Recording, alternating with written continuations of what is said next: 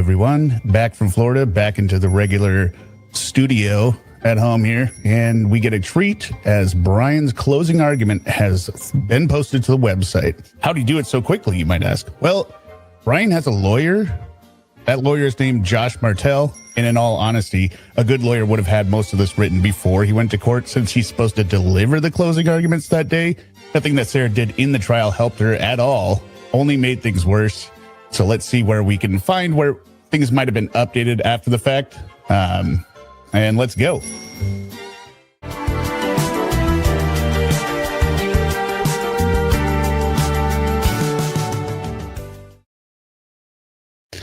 Hello, everyone. Welcome to an emergency stream, a true emergency stream.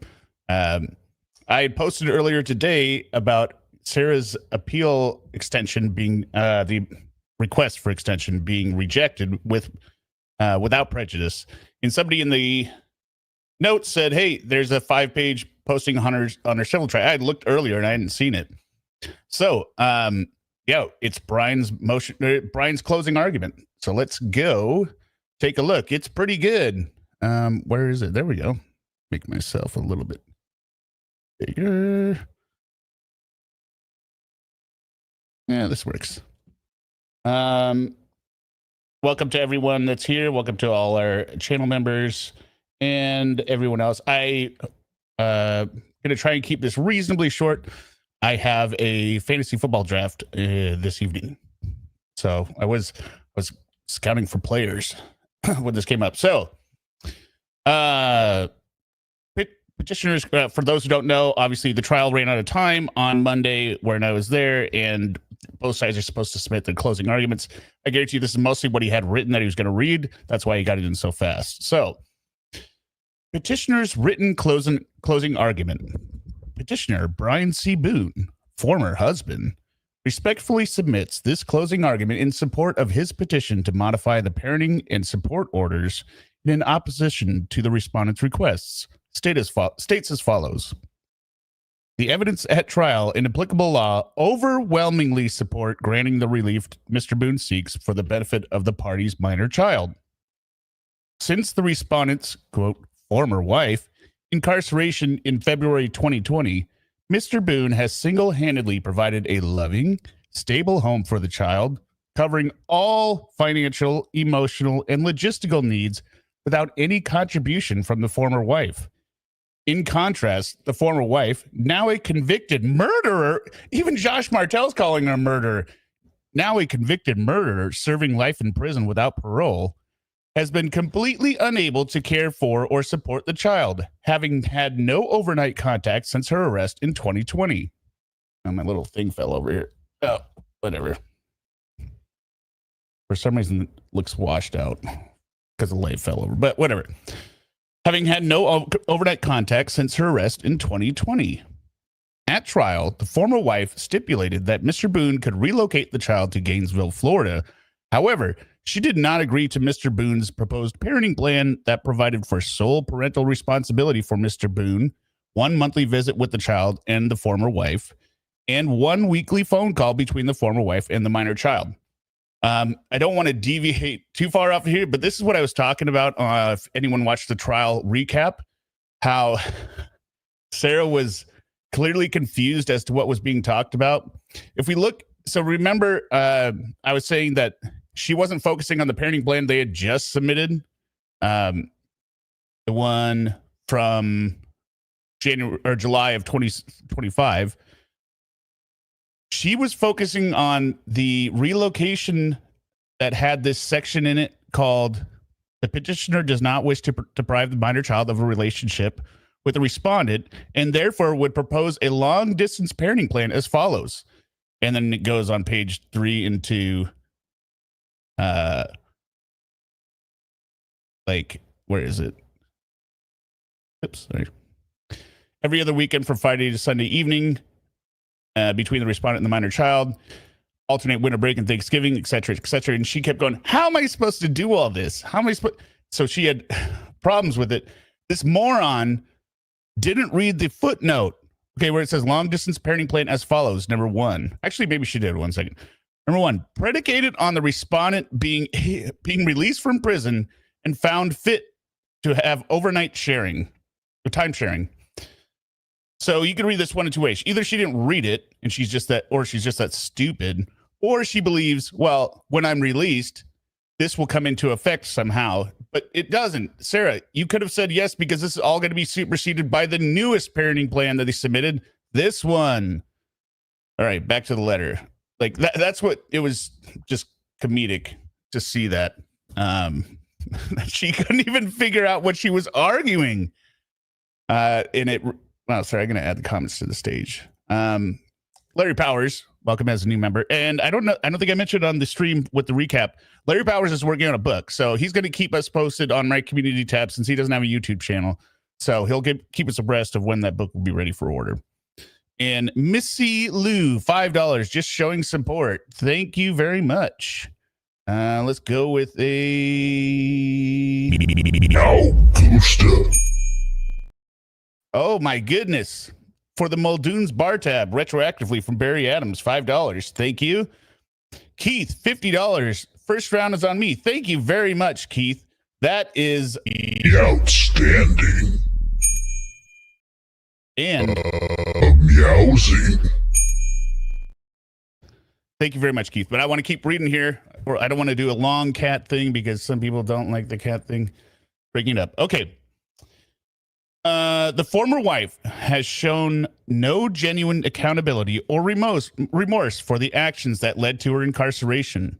The evidence demonstrated that she continues to deflect blame for her predicament rather than take responsibility. This lack of insight into her own wrongdoing heightens concerns about her judgment and fitness as a parent. Well, we definitely saw that at the trial, right? Where she was trying to deflect the 30% issue. Well, you know, I couldn't have him for more than 30% because of the danger he would be in. You invited, whether the danger was real or not, right? She invited the person that she said was causing the danger. And in retrospect, as I'm going through the transcription of the trial, there is such mental gymnastics to make every single thing somebody else's fault, that she is clearly directly responsible for. Like, for instance, when she was talking about you're not supposed to use the child to communicate, which Sarah clearly did. Well, that is actually Brian's fault because he's not picking up the phone. So Brian is responsible for her violating the parenting plan. How ridiculous is that? A parent who cannot acknowledge such a grave error, a homicide that left her imprisoned for life, is ill-suited to make decisions affecting a child's well-being. Florida's public policy strongly condemns violent criminal behavior. A parent incarcerated for a heinous intentional act cannot simultaneously fill the obligations or enjoy the benefits of an active parent. This is a really good point by Josh. Just calling it out. You can't even acknowledge that you're committing murder was an error.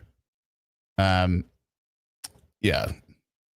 In fact, Florida law recognizes that a parent's lengthy incarceration for a serious felony is so contrary to a child's welfare that it can justify termination of parental rights. See MSB v. RB 93. I'm not going to read all these captions out. You can read them on the screen if you want. Plus, we don't want to make fun of Sarah, the fact that her cases didn't actually exist. While Mr. Boone is not presently seeking to terminate the former wife's parental rights, this principle underscores how profoundly the former wife's situation has undermined her role in the child's life. Yeah, no doubt. But good pointing it out there. He's not even seeking to terminate her parental rights. He is just asking for some distance, some boundaries. Welcome, Barry Adams, new member. Florida law presumes that shared parental responsibility. I need to sip my Dr. Pepper sec. Hold on. That's what the problem is. Okay. Florida law presumes that shared parental responsibility is ideal, but that presumption yields when shared decision-making would be detrimental to the child. Meaning, If it's bad, don't do it. Here, parental responsibility is in the father. Here, sole parental responsibility in the father is not only warranted, it is essentially compelled by the circumstances. Well, just because she's locked up, she's about to get out, Josh. He's not mentioning that in here, is he? She's about to get out.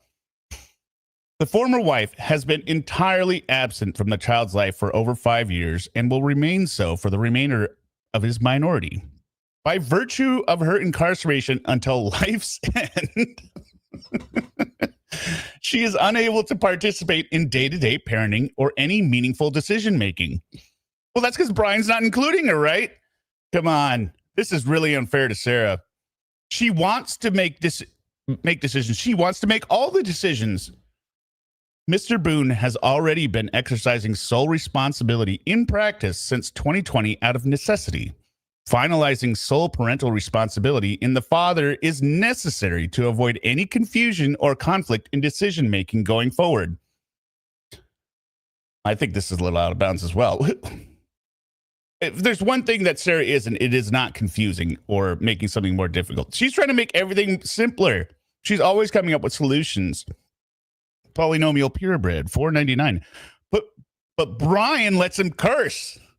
Yes, that's far worse than murder. I don't know. Am I not supposed to say murder?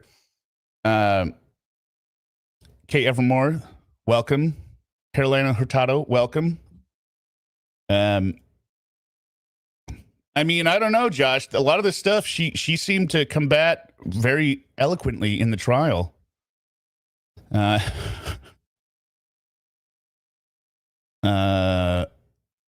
Did I read 10? No, 10. Awarding Mr. Boone's sole parental responsibility will serve the child's best interest. The child is thriving under Mr. Boone's sole care. Yay! Everyone, a round of applause. If he's thriving, that's a good thing, right? Where do you get the clap? I don't think it's here.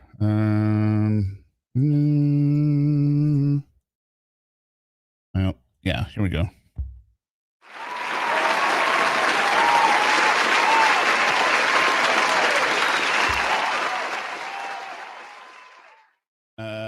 That's great to hear. The child is thriving under Mr. Boone's sole care, which provides stability, consistency, and safety, all of which would be jeopardized by giving the incarcerated former wife any decision-making authority.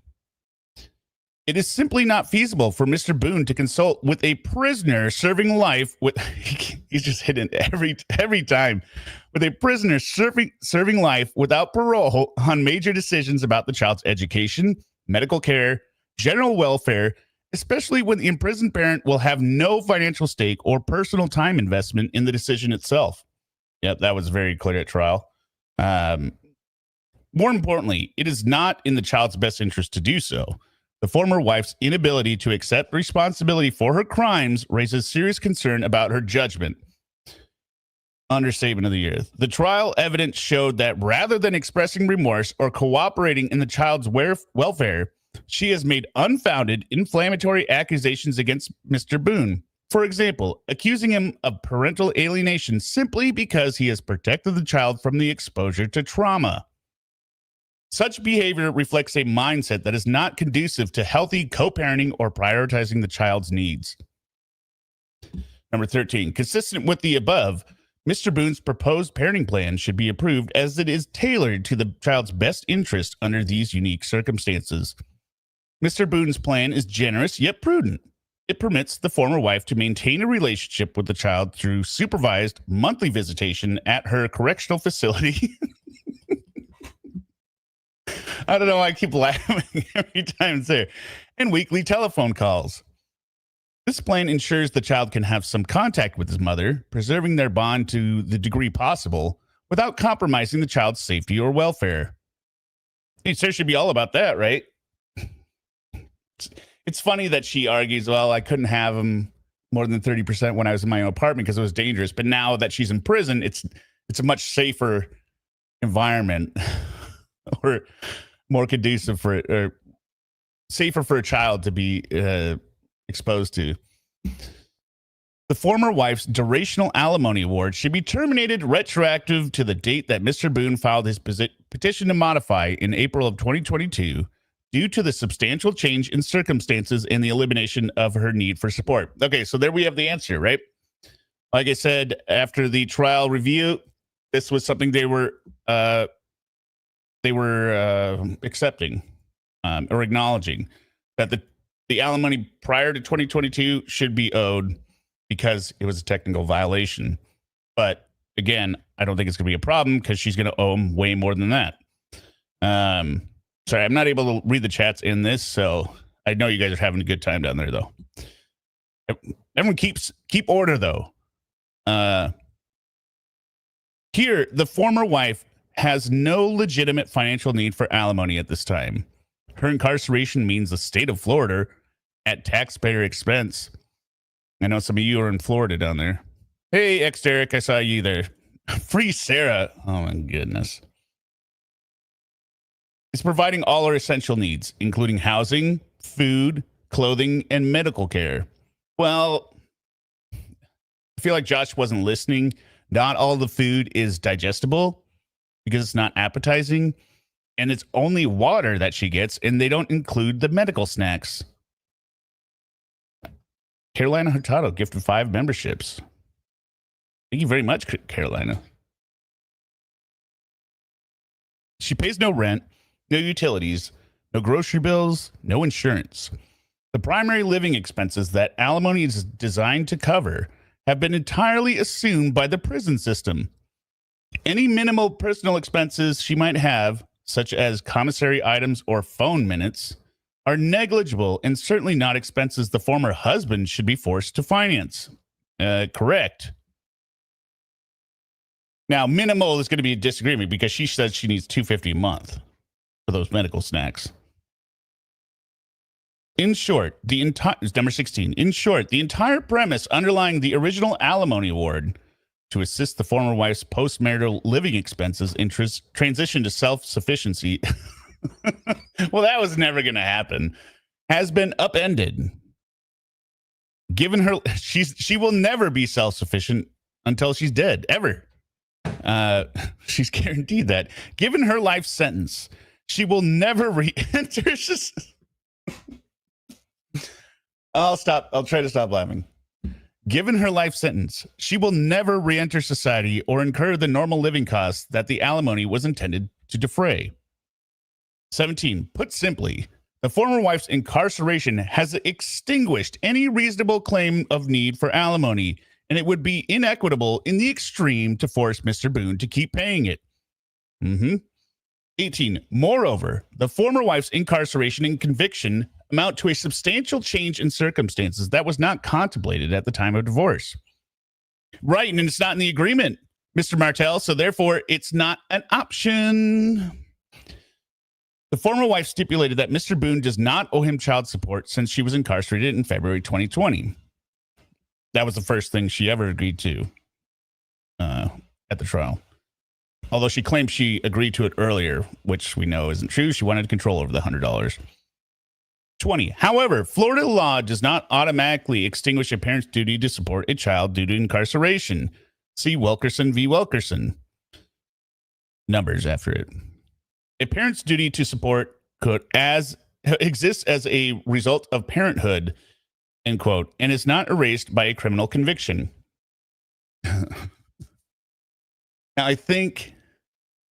I'm pretty sure Sarah quoted this case as the need that it wouldn't alter her ability or her lawful entitlement to alimony. Right? I think it's such an idiot. 21. In other words, the former wife's incarceration did not terminate her obligation to contribute to the child's support. It merely rendered her unable to do so. The unfortunate result is that Mr. Boone and the child have borne the full financial burden with zero assistance from the former wife for over 5 years. The former wife has paid nothing towards the child's needs.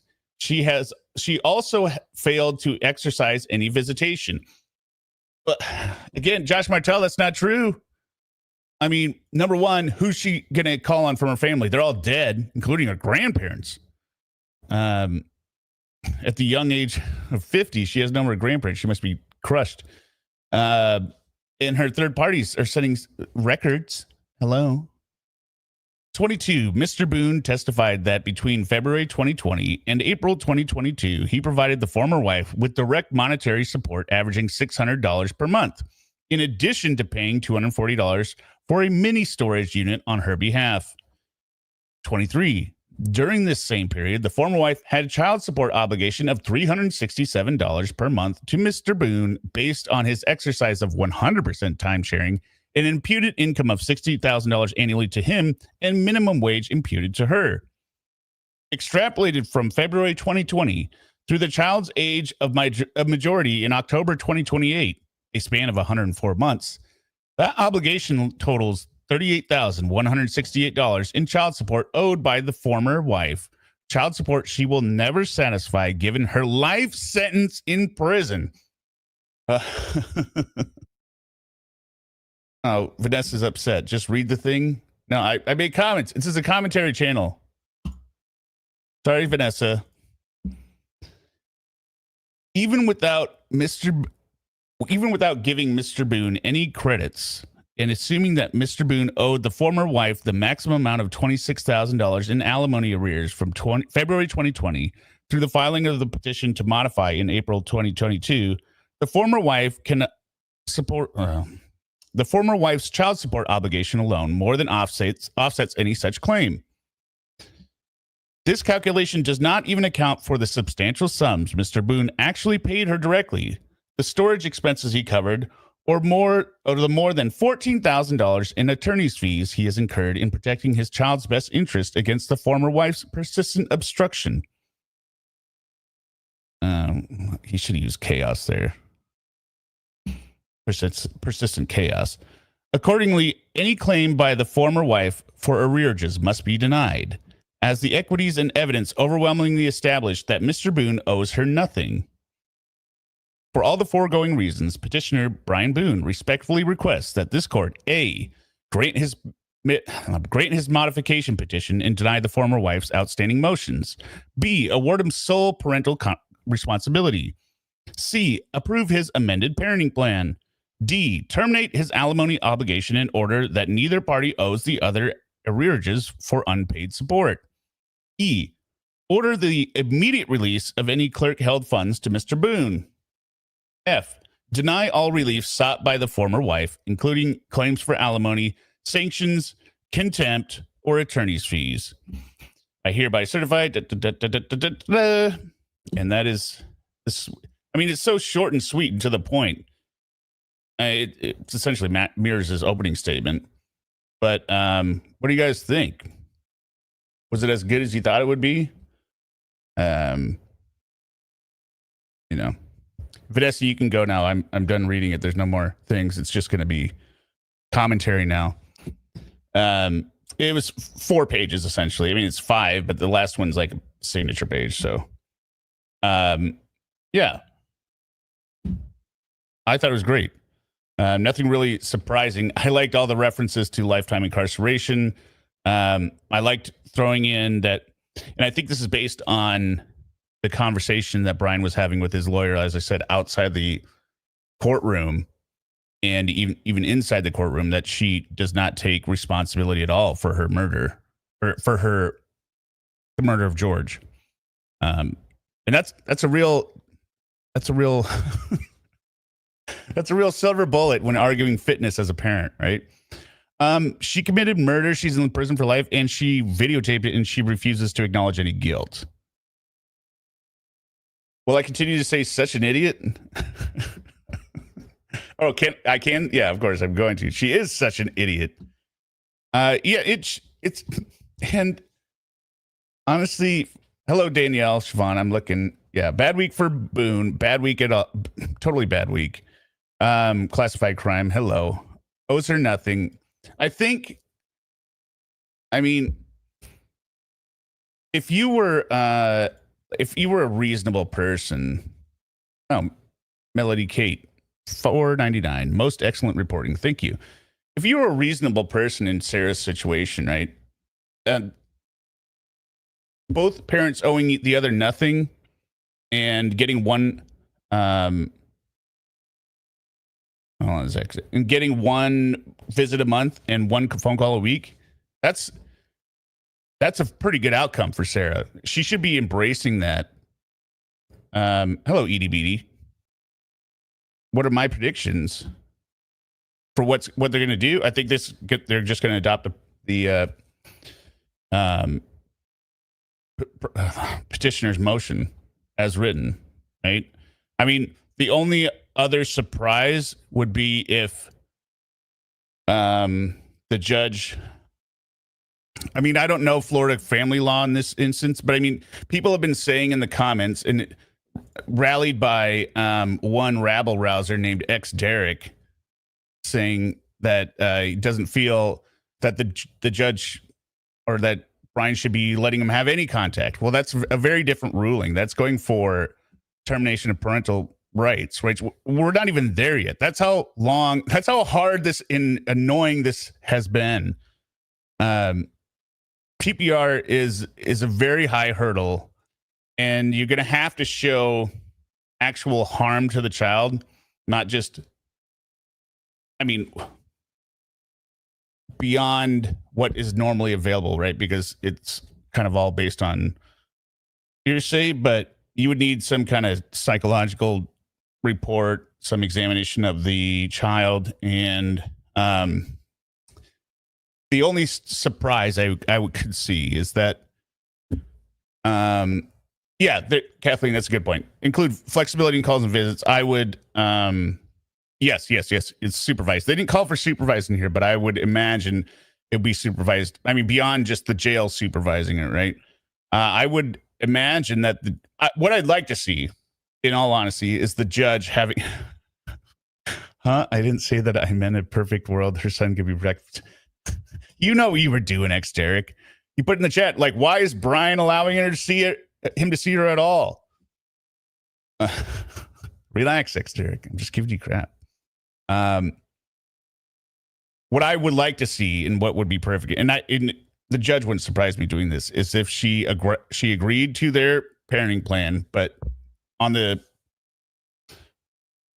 preposition that she has to undergo some kind of psychological evaluation in terms of, being a parent, like in observation, and have them be supervised by CPS. Because, I mean, it's a lot to put it on Brian now to say, okay, well, you have to also protect your son and come back and file for TPR and go through this all again. The state kind of failed him in this instance, or I'm saying the law, not necessarily the state. And it's not even like a failure. It's just like one of those things, like, who can predict that you're going to have this monster in this situation? Lynn, free Brian futuristically, $5. Thank you very much. If she really had a glucose problem, she doesn't have a glucose problem, because we already know Owen said on record, she would like to have these 5 peppermints and these 2 cookies and a bag of chips, even though she has no documented medical reason. So it's not even just no diabetes or blood sugar. She has no medical condition that justifies snacks. But I think the judge might actually step up. I mean, it's really gonna hinge, I think, or not hinge. I mean, Sarah can still make things worse for herself, right? One, I think actually the best thing for her would be to miss the closing argument deadline, so she doesn't say another thing. They just adopt this motion, and she gets her monthly visit, weekly phone call, and possibly the judge does alter it to be, oh, my screen went black. Hello? My screen is black. Sorry, 1 second. I think you're still there. There we go. My screen's back on. And possibly alter it to being like 12 visits a year, or average 1 call a week, or like if you miss one, maybe you get an extra half hour the next week or something like that. None of this, a call every day, which again, so you put that in the comments.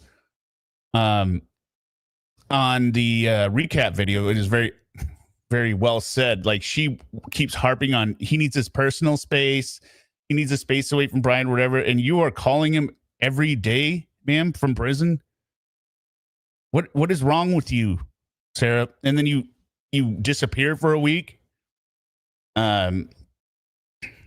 It's just she doesn't. I think, and I'm going through the transcript here. I think, and I'm gonna have to have a second opinion from like either Suma or X-Jeric on it. When I'm listening to this, and because I can pick up things replaying it, right, rather than just my notes. I'm pretty sure when she's talking about the 30% responsibility for timeshare, there's a word I can't quite make out at the end,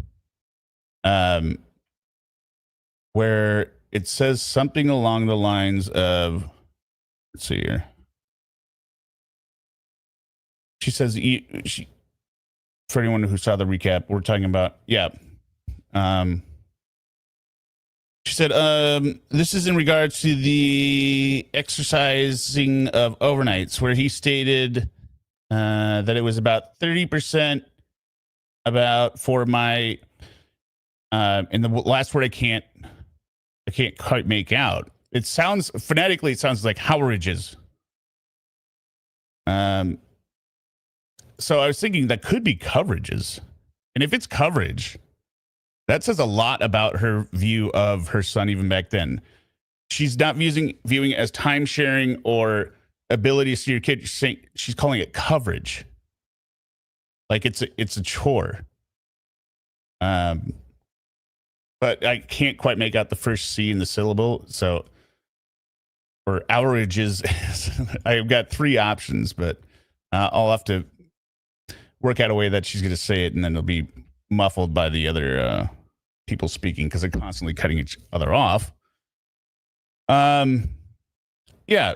Well, she didn't call him, and she hung up on him and said, "I know you don't give a I know you don't give a and I hung up."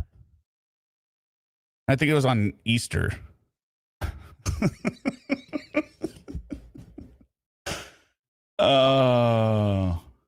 Yeah, exactly, Missy Lou. That's the way. I mean, I can't come up with a number. So it should be for time. The word should be timeshare, but it's not timeshare.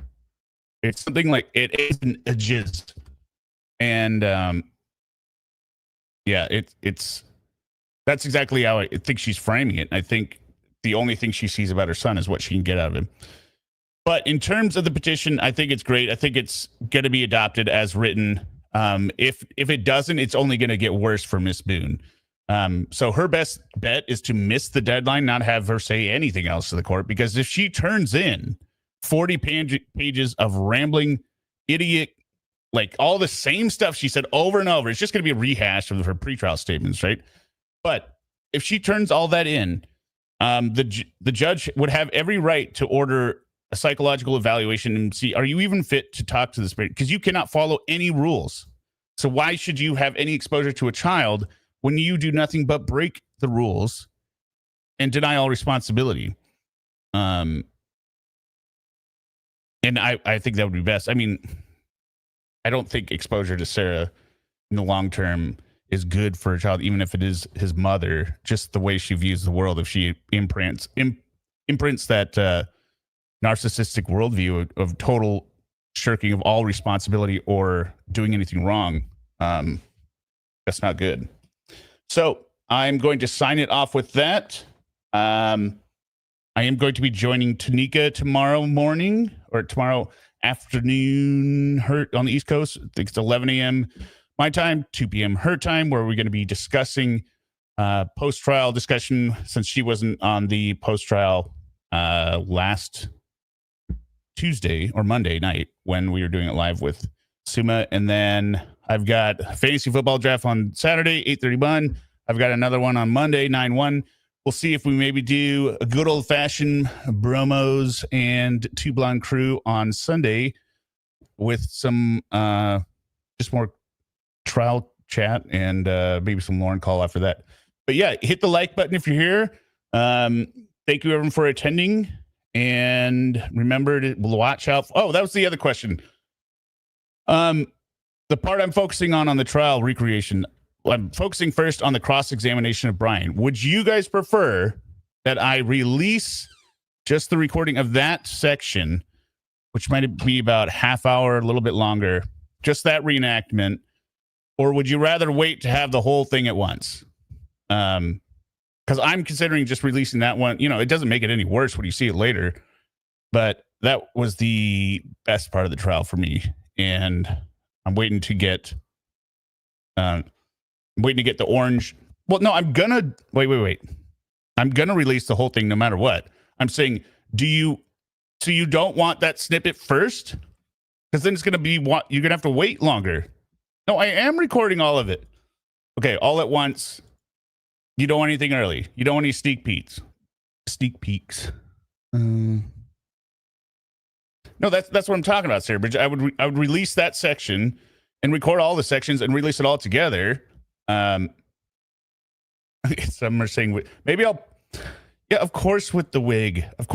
I'm rating right now on two things. I'm waiting on the orange polo for Brian since he was wearing an orange polo.